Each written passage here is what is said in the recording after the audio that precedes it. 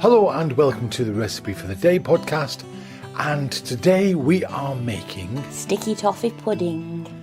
Sticky toffee pudding.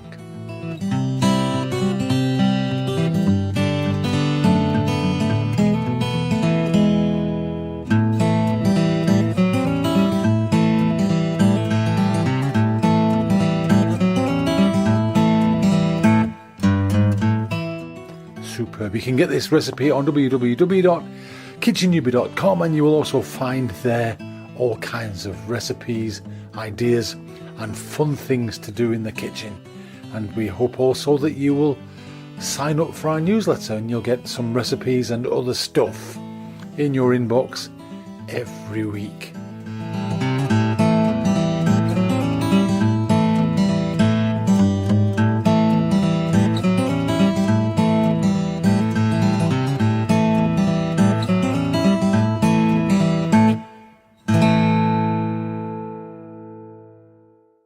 So, sticky toffee pudding. Sticky toffee pudding.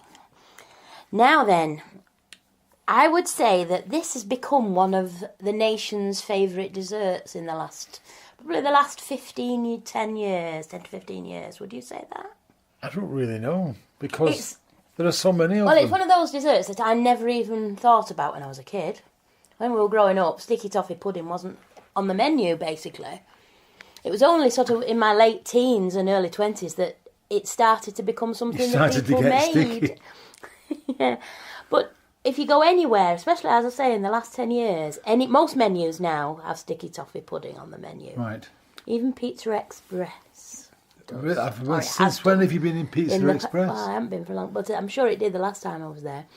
It's like chocolate fudge cake. That's another one that you always see.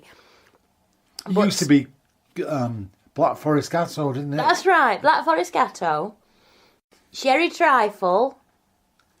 Sherry Trifle, yeah. What were the other ones? Well, apple pies and all things like that. Yeah.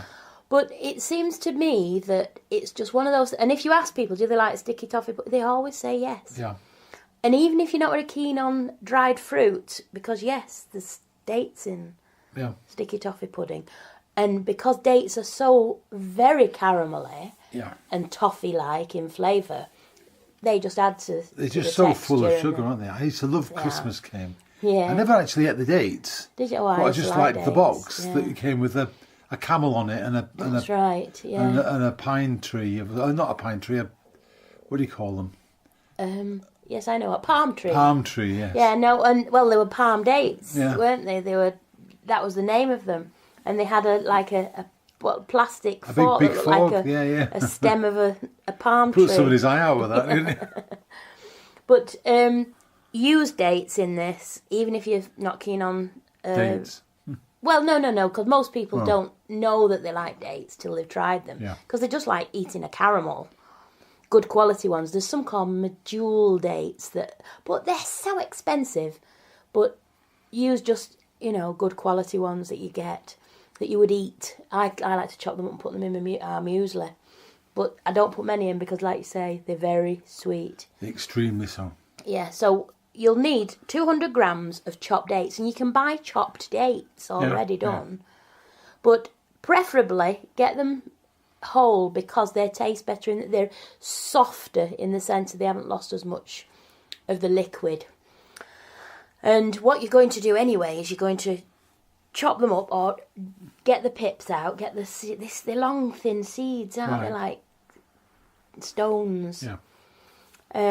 Take those out and then pop your dates. Now I would measure them after you've taken the stones out. So you get 200 grams. Chop them up, pop them in a bowl, then pour 150 ml of boiling water over them. Just stir them to make sure they're all soaking, and then leave them for half an hour, it doesn't really matter. But they must soak for at least half an hour.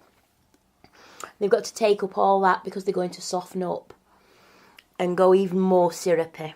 So that's happening, and then you're going to make your pudding. Now, you can make individual ones if you want, but I don't bother. I make my sticky toffee pudding in a rectangular dish. One that I would probably use to make a crumble in. Okay. Not a huge one, not a lasagna size one, it would be too big. And the reason I do that is because I pour the sauce over and you get a good expanse of your pudding available for the sauce to soak in. We'll talk about that later on. But butter your dish well. Some people like to dust it with flour as well, but I don't bother, I just grease it.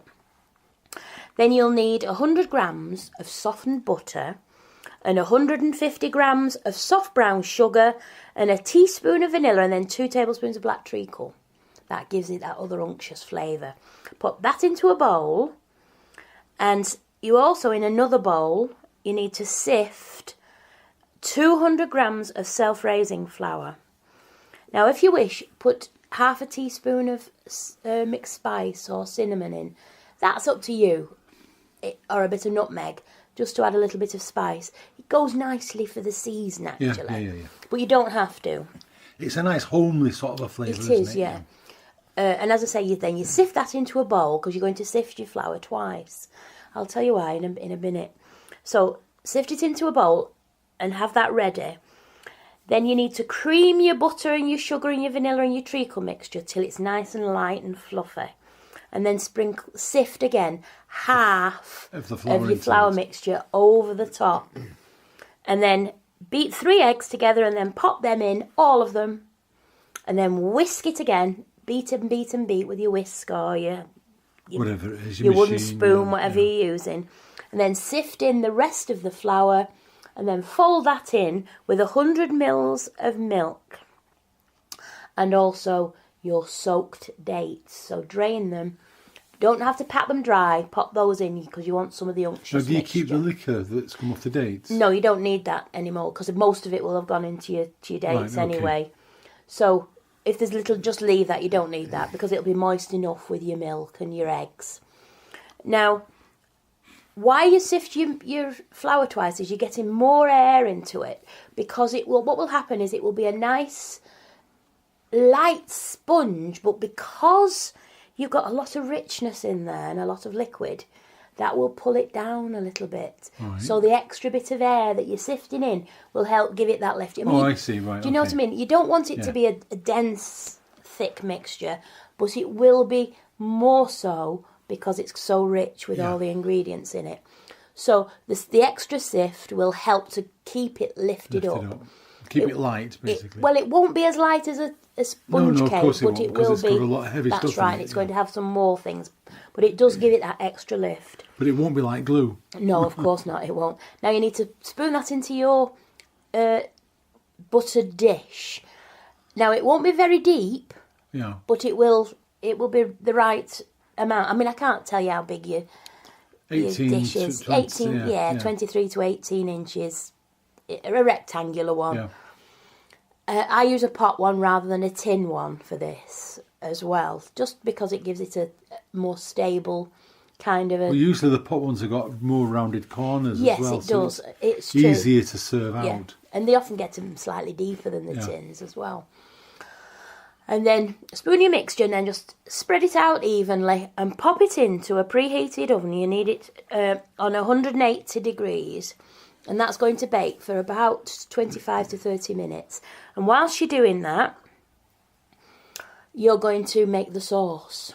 Now the sauce is 180 grams of soft brown sugar, 50 grams of butter, a tablespoon of golden syrup. Then in a jug, have 200 mils of double cream. Right, heavy cream. Heavy cream, that's right. Now then, what you need to do now is you need to make a toffee sauce. So you melt your butter, your sugar, your syrup, and then half of the cream. Right. All of that together, just gently, over a very low heat to begin with. Then bring it up to a medium heat, and we're going to bring that mixture to the boil. Now keep a spatula or a wooden spoon ready, but be careful, because it's going to get very hot, having the sugar in it. I did say syrup, didn't I? Yeah, a good tablespoon of golden syrup.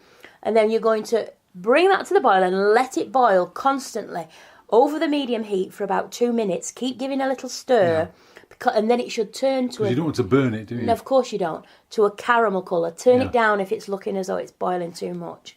It's going to be a nice deep caramel colour, and it'll take about 2 minutes to get that. and then remove it from the heat, and then you beat in The rest of the cream. So you've got a nice, thick, unctuous caramel sauce. And then what I do is, once your pudding comes out of the oven, just let your sauce cool a little bit and let your pudding cool. I'm talking about minutes, not ages. Ages, yeah. Couple of minutes, that's all, just to settle. Because what happens is, when you bring anything out of the oven, all the ingredients are still moving around and everything. You want that to just settle.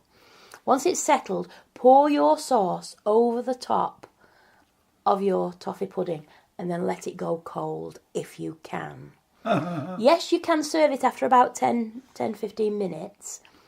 But to have it at its best, you want the sauce to start going into your pudding. Yeah. This is where we get the stickiness coming. I mean, it will be a sticky mixture anyway, but it will be even more sticky because it will have gone into the sponge. And then if you want to reheat it, just pop it into 170 degrees centigrade oven, gas mark 325 Fahrenheit. Well done. For about 20 minutes or until it feels hot. Use a knife to just go into the centre, put it onto the back of your hand if you haven't got a thermometer. It just has to be just hot. And then you can serve that with cream, custard, ice cream, creme fraiche, or just on its own. And metformin tablets are available on the NHS.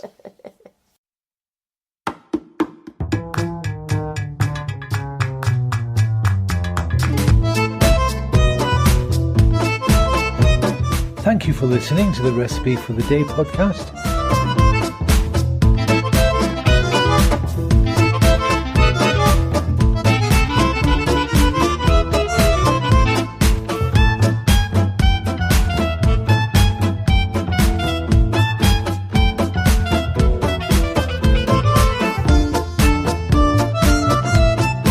We hope to see you sometime at www.kitchennewbie.com.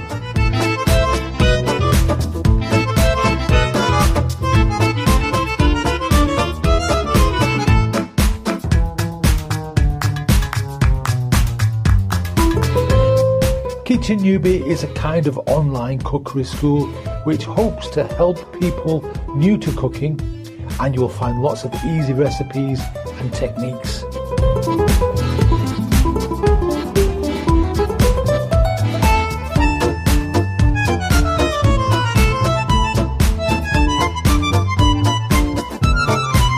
So, why not pop down and have a look? We're new, there's lots to do, but we'd love to see you just the same.